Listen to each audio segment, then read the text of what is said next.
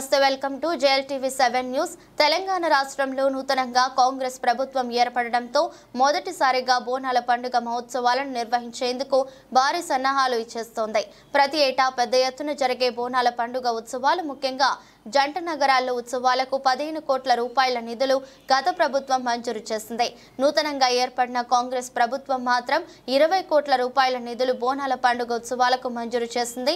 దీంతో సర్వత్రా హర్షం వ్యక్తం అవడంతో సికింద్రాబాద్ కంటోన్మెంట్ నియోజకవర్గంలో మాత్రం ఎమ్మెల్యే శ్రీ గణేష్ ఘనంగా వైభవంగా నిర్వహించేందుకు బుధవారం నాడు మీడియా సమావేశం ఏర్పాటు చేసి అమ్మవారి ఆలయాలకు నిధుల కేటాయింపు విషయంలో తెలిపారు.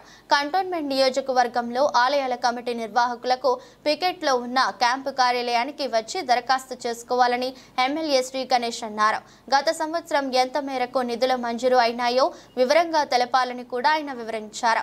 ఆలయాలన్నిటికీ నిధులు మంజూరు చేసే విధంగా తాను కృషి చేస్తానని ఎమ్మెల్యే శ్రీ గణేష్ పేర్కొన్నారు.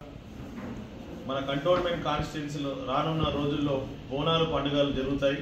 కావున మీరందరూ ఈ గుళ్ళ వారికి అందరికీ విజ్ఞప్తి చేస్తున్న కంటోన్మెంట్ కాన్స్టిట్యున్సీల గుళ్ళకు వారందరూ వచ్చి మాకు అప్లికేషన్స్ ఇస్తే వాళ్ళకి అమౌంట్ తీసుకొచ్చే విధంగా నేను కృషి చేస్తానని మీ అందరికీ తెలుపుతున్నాను. కావున మీరు మా పికెట్ ఆఫీస్లో మీకు టెంపుల్స్కి సంబంధించిన డీటెయిల్స్ అన్ని మాకు ఇవ్వండి.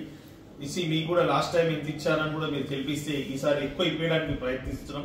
గతంలో 15 కోట్ల రూపాయలు బోనాల పండుగకు రిలీజ్ చేసేవాళ్ళు గవర్నమెంట్. ఈసారి మన గవర్నమెంట్ 34% పెంచి 20 కోట్ల రూపాయలు బడ్జెట్ శాంక్షన్ చేసి బోనాల పండుగ.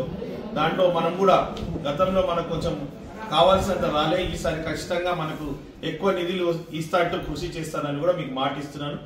అందరూ కూడా మీరు సబ్మిట్ చేయాలని మా ఆఫీస్లో విజ్ఞప్తి చేస్తున్నాను.